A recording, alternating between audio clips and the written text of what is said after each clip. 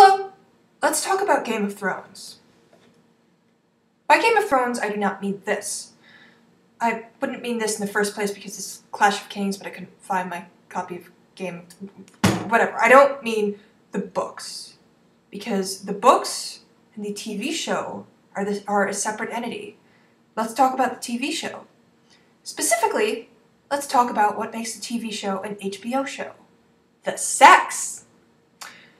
Okay, so far, the show has aired up to episode 6 of season 2, so that's 16 episodes so far.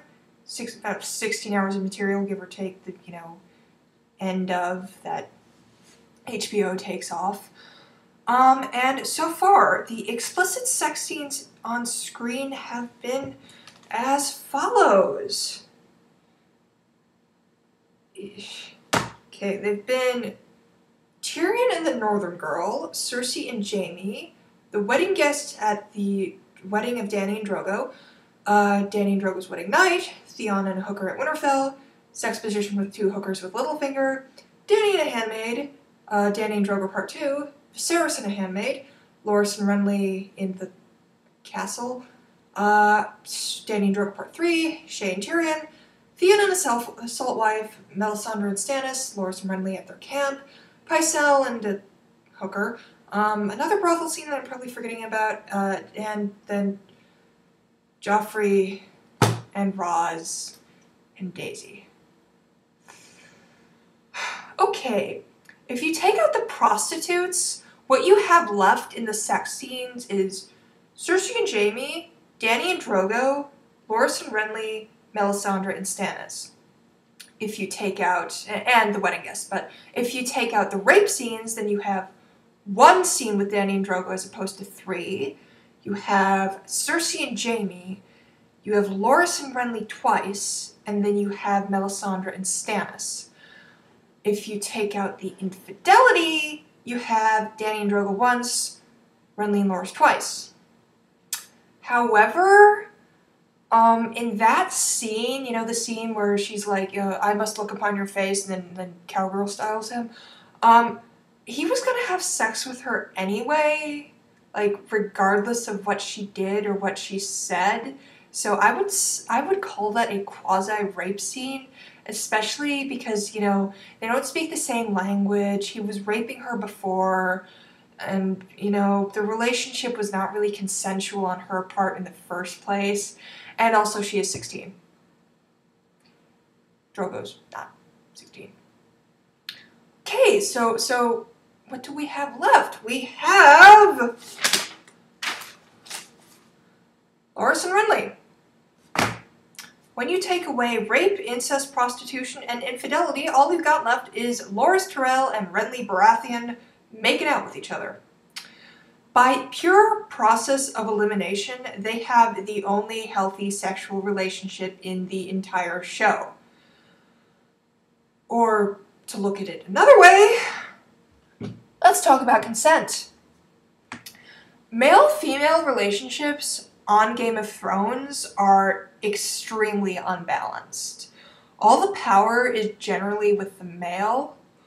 This is especially true for the noble houses that we tend to follow, as, the commodification of women builds the dynasties that are necessary for power, so you have to exploit and ignore the wishes of women if you want your family to be great. Cersei did not exactly consent to marrying Robert, and she definitely did not consent to having sex with him, especially not when he was, calling her Lyanna. Yeah, Catelyn's marriage it's political. I mean, I'm sure it's good with Ned, but, like, it is shown to be a good relationship. But again, since it was a political marriage, it could not have been totally consensual. And Sansa's relationship with... No, you cannot... I've seen Neckbeard trying to make the argument that, oh, she's calling him her handsome prince, or, oh, at Winterfell she thought he was hot, so that... No, it's not. It's just not. Also, there is no concept of sex worker rights in Westeros or in Essos. Like, I'm not going to claim that all sex work is rape because it's not in the real world. But the Westerosi and the the Eastern Continent's commodification of sex workers and pleasure slaves assumes that once you hand over the money, you buy blanket consent, regardless of whether or not the sex worker or pleasure slave is into it. Case in point, Joffrey and Roz and Daisy. Yeah. Okay, since all socially acceptable male-female relationships, whether in the form of prostitutes or marriage, are, they cannot be fully consenting. The only relationships that can be are the ones that exist outside these socially acceptable paradigms. So they would have to be either male and female and not male with female, not recognized by society, female with female, or male with male. So you got like Cersei and Jaime, yeah, that's consensual. Stannis and Melisandre, I guess. Doria and Dany. Roz and that other hooker who was sex positioning in front of Littlefinger. And Renly and Loras. Okay, so those are the only relationships that within the context of the show can be fully consenting. Here's the thing. Remember what I said about blanket consent? The purchase of it? Doria is a pleasure slave. Slave. You bought her, she does things to you. The end. And, it's the same deal with Roz and the other prostitute, but that has a double thing, because they don't really have a relationship at all.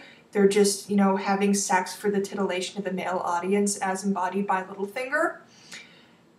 And, let's see, think of it. Are they betraying the less powerful partner in an established and societally approved relationship? Yes, Night is dark, full of terrors, full of infidelity. Mel and Stannis do not have a healthy relationship anyway because it's ritualized and creepy. And speaking of creepy, is this relationship creepy and incestuous? It's the Lannisters. It has to be. Cersei and Jaime's relationship, not healthy. Look who's left. Again. Renly and Loras, I'd say they're of about equivalent social standing, They're both men, they're both like quasi-aristocrat. Well, they are aristocrats. They're I would call Renly a quasi-royal because he's non-inheriting in the beginning. And Loras is, the scion of a ridiculously wealthy family that, without the support of which the royal family could not exist. The good Lannisters, as I call the Tyrells. And at the start of the show, when we first come to view the relationship, they do not have any official socially accepted relationships with women to portray. Like, Renly does not have a hooker that he's visiting all the time, and Loras flirts with Sansa, and he flirts with the other ladies at the tournament, but he's not engaged to any of them. He's not promised to any of them, and it's just, the flirting is in his role as, the Knight of the Flowers, the gallant. So, with all this, with the lack of incest and rape, and the lack of betrayal of a weaker partner, well, obviously women are not weaker in real life, they're just, in the patriarchal society, they're considered weaker. Well, I submit that Renly and Loras are the only sexually involved couple shown on the show with a mature and healthy adult relationship. Or at least a mature and healthy adult sexual relationship. So, keeping that in mind, let's look at their sex scenes. We've got two. We've got Renly and Loras, shaving Loras shaving Renly for reasons unknown, then they talk, and then they have oral sex. And then we've got the makeout scene intense. But do you notice something about these scenes as opposed to all the other scenes I talked about? All those other scenes that have, you know, they have a female component, and they are so much more explicit. They have full frontal female nudity, they have full frontal male nudity. Okay, Alfie Allen, I love your acting, but I did not need to see that. They have different positions they have on the commands of Littlefinger ass play. They have George R.R. Martin's repulsive ego leaving sticky wet spots wherever it goes. Yeah. But in Renly Loris' scenes, the first one, the time between Loris undoing Renly's pants and the start of the next scene is 15 seconds. I counted. In the second scene, you might have noticed this, they don't actually have sex. They make out. For the time between the start of the scene and Loris getting petulant is like 38 seconds. Scene 2, you know, in the tense is longer, but scene 1 actually has a sex act. Why are we allowed to see this sex act and not allowed to see them, you know, making love in the tense? Because the sex act in the, I'll call it the boudoir scene, is not healthy. In scene 2, they're just making out for the sake of making out because they love each other and they're both hot. And in scene 1, Loris is trying to manipulate his boyfriend into committing treason. He does this via a sex act. So we're allowed to see it. Which leads me to my second hypothesis, which is this show actively hates healthy sexual relationships. I mean, yeah, Grimm and by extension HBO, they hate healthy relationships anyway, but like the show chooses which scenes to show, which scenes to leave out, which scenes to insert. The show chooses to insert scenes that weren't in the book, like either to hammer home a point or to advance the plot. And hammering. Okay, so we have here in first scene 2 consenting adults. You know, Loris says, you know, you would be a wonderful king, and then 3 seconds later, again, I counted, Renly is making a face of enjoyment, and there are little sucky sounds, but we don't get to see anything. Unlike with, like, Theon, who has a conversation while sticking his dick in this poor girl, and then flips her over. I really hate Theon. Okay, but in scene 2, we have 2 consenting adults on about the same rung of the social ladder. They love each other. They're, as far as we've seen, they're in a long-term relationship, and they are about to do things. And strike 1 comes in the form of Loris, who cock-blocks himself because, you know, he's a petulant little toddler. But I guess that shows that love is self-defeating. The second strike comes in the form of Loris revealing his own misogyny, which kind of breaks the mood, because he's like, oh, Brienne, why'd you put her in her king's yard? She humiliated me. And Renly's kind of like, seriously, that's really, I'll make it up to you. But, you know, this drives the point home again, that the world is a misogynist bag of dicks. And strike 3, Loris reminds Renly that he's cheating on his new wife. Which, you know, shows, again, this love that they feel for each other. It is not socially acceptable, and it is, in fact, disruptive to the social norms, and is, you know, disruptive to Renly's presumptive rule, because if he spends all of his time with his hot boyfriend, he cannot impregnate his hot wife. And, you know, dynastic thing. Strike 4. Loris is good at these. Loris tells Renly to go fuck his sister. Not Renly's sister, but Renly doesn't have a sister.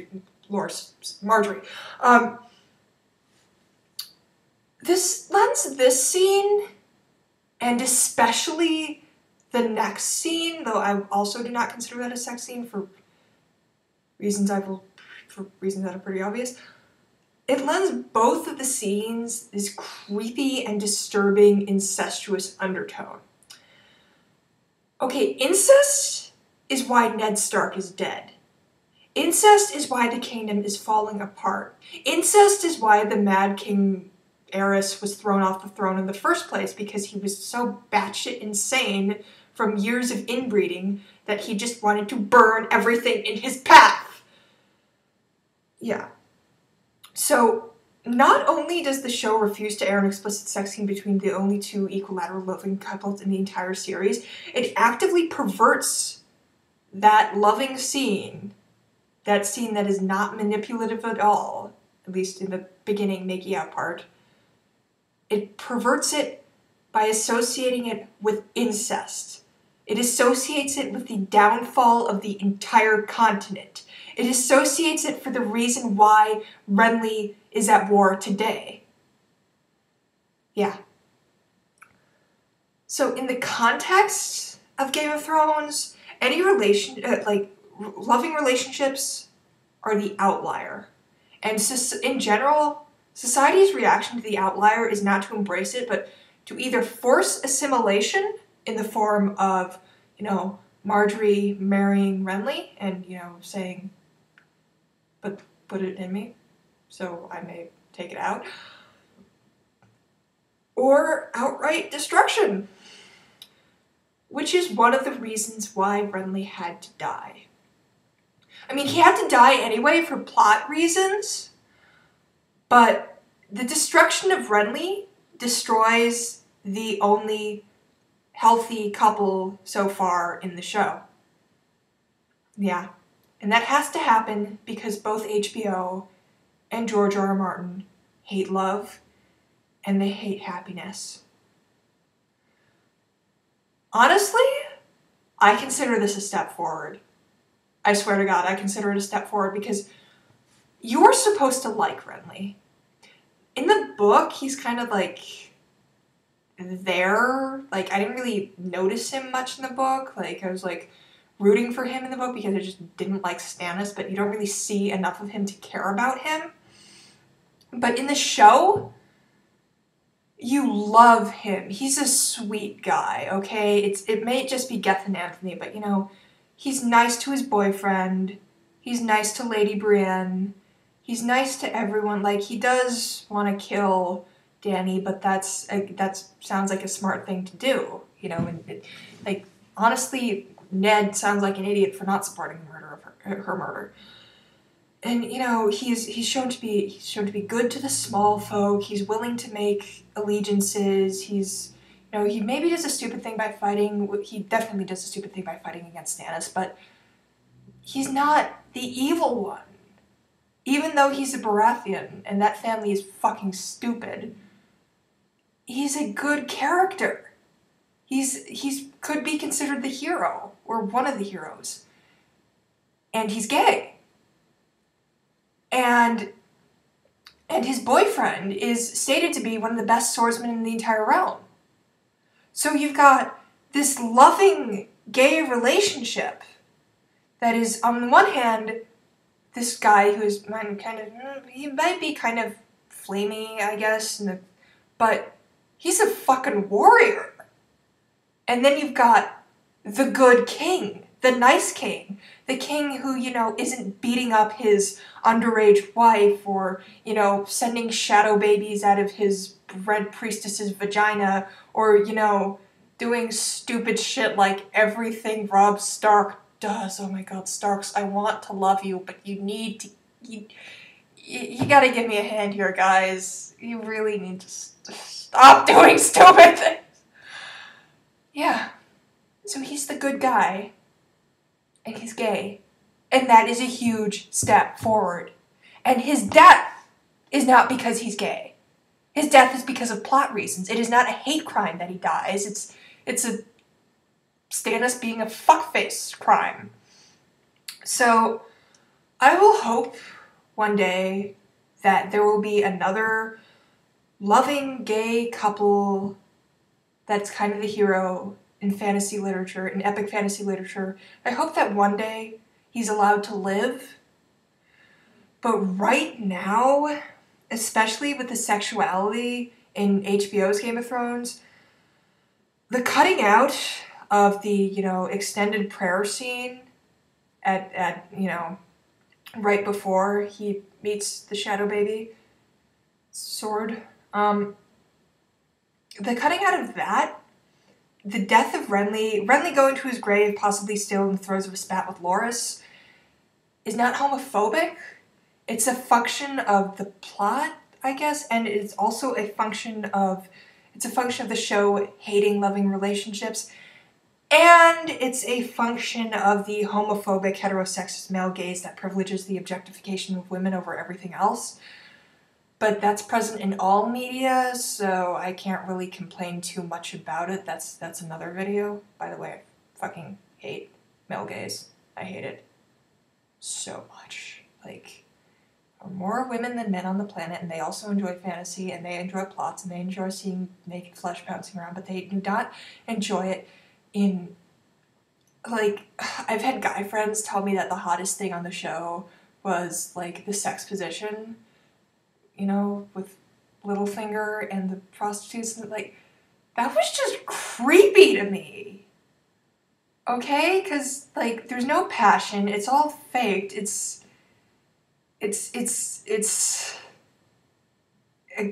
could be considered pseudo-rape. Yeah. But, you know, where was I going with this?